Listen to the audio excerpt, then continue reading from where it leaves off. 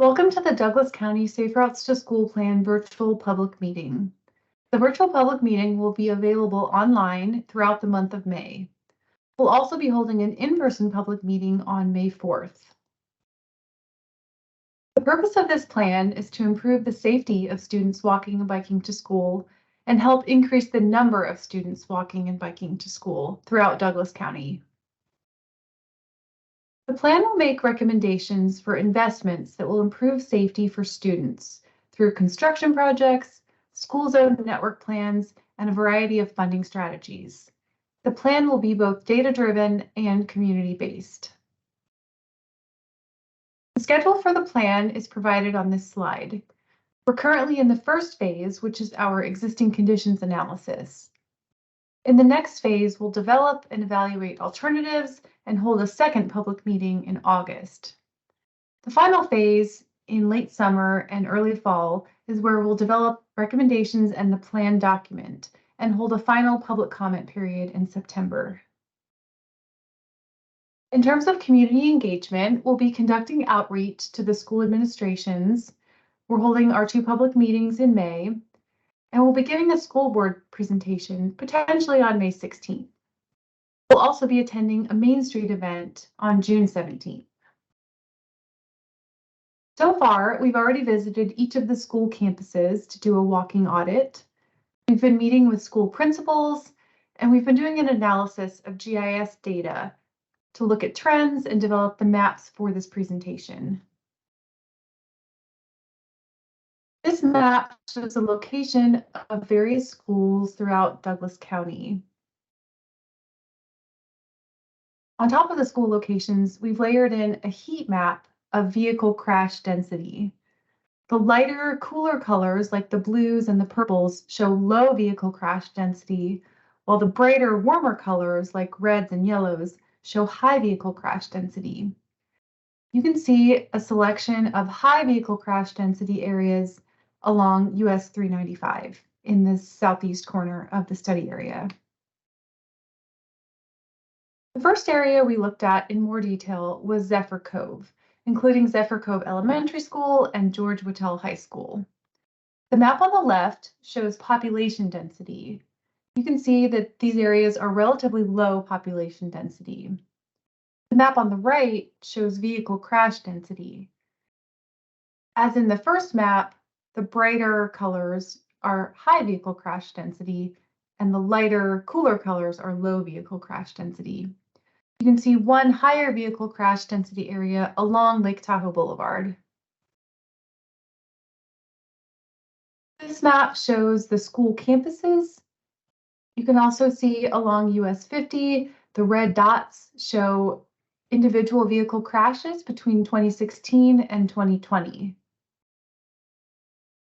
The next area we looked at was the area surrounding Jacks Valley Elementary School, which is referred to as Indian Hills.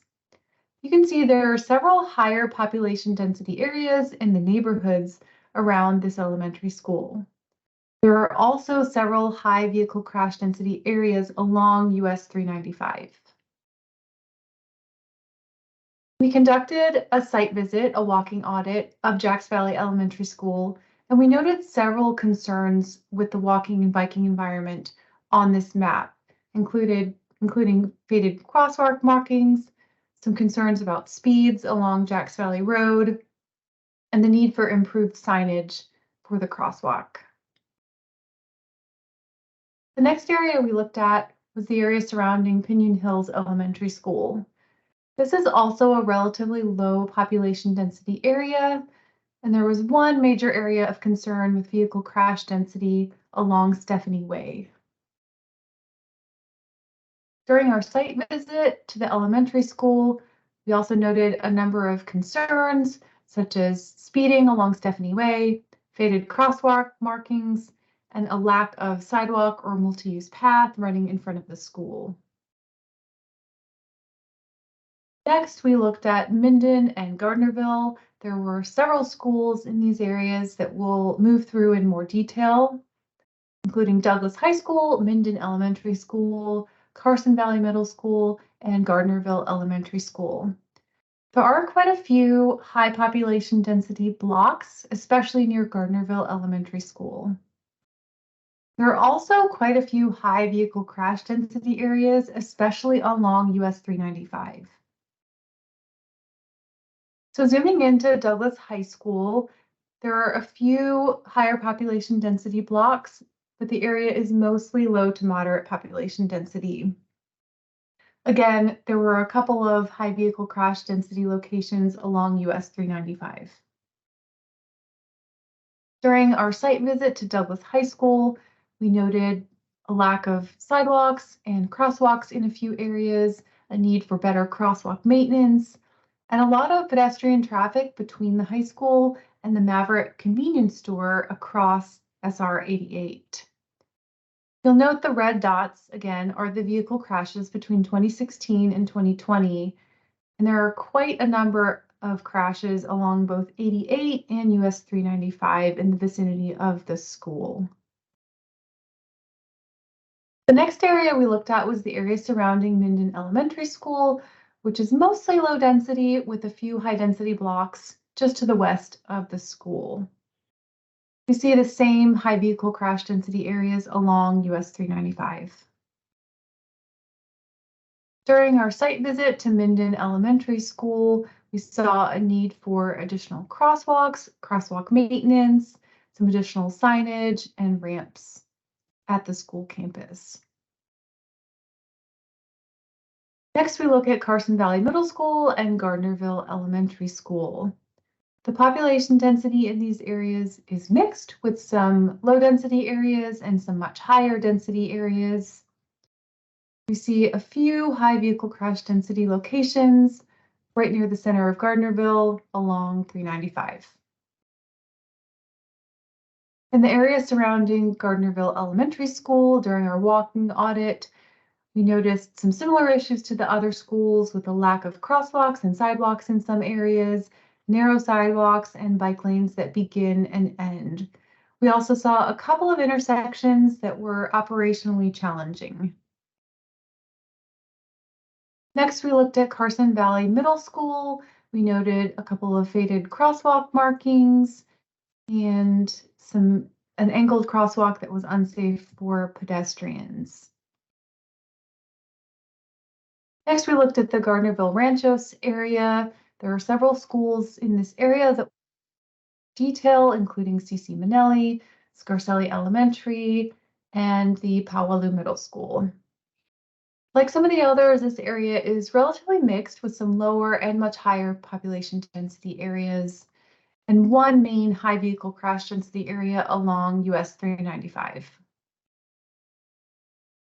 The area surrounding CC Minnelli Elementary School is relatively low population density, and there was one high vehicle crash density area near the intersection of Long Valley Road and Riverview Drive.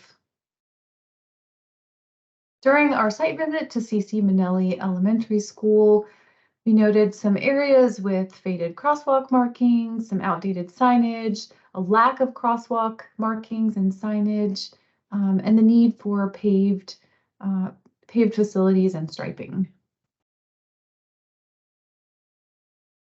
Next, we looked at Powalloo Middle School and Scarcelli Elementary School. These two campuses are adjacent, so we looked at them together.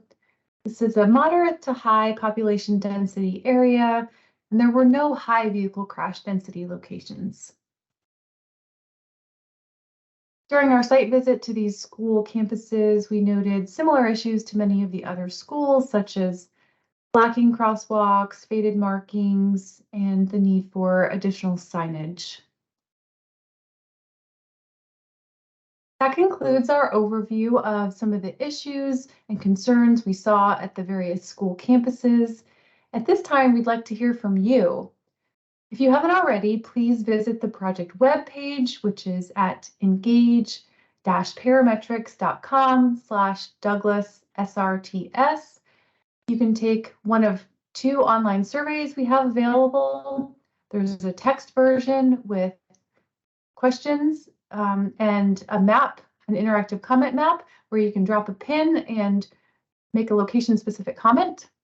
If you attend the in-person public meeting, You can fill out a comment card there and interact with the study team. And then finally, we've also created a study email address that will be active throughout the course of the study. It's douglassrts@parametrics.com. You can find a copy of this presentation in PDF format at the project webpage. Thank you for attending this virtual public meeting, and we look forward to hearing from you.